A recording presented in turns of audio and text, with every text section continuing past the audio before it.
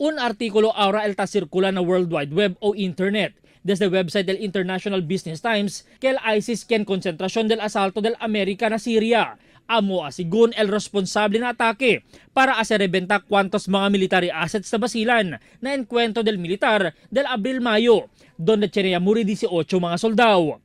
Na press conference en Denantes Aga si Major Filimon Tan-Iho, el portavoz del Westmincom ya habla, no hay directa evidencia que taman link con el historia na verdad suceso na basilan este tiempo.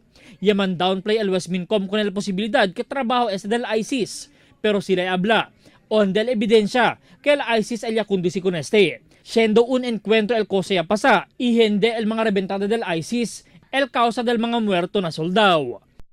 Sir, ito pong mga itong Daesh, sir, are claiming na ganun yung nangyari. Pero kung titignan yung figure, sir, maraming inconsistencies.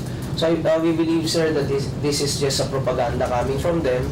Siya también tasali aura nombre del un Malaysian national na nombre de Muhammad Amin Bako kaya pwede sila kuhi. Que posible asigun siya ni koneksyon na ISIS, pero no hay siyempre confirma el militar con este.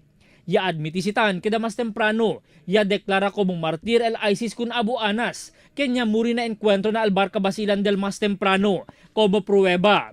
Pero no puede pa siyempre asigun con este trata como prueba, que sila un grupo ya del ISIS. Direct link na nagsasabi na itong grupo na to, kung nabasa nyo po yung report, hindi nga nila pinapangalanan kung sino yung tao na involved dyan. Kung meron ba silang link dito. Target asigun araw del militar amo el mata o kaptura con el todo el mga commanders del Abu Sayyaf, incluido si Puruji Indama y Isnilon Hapilon, para kurta el puwersa del grupo del Abu Sayyaf, maskin admitido sila que hindi este bastante para hacer descansa con el terorista grupo.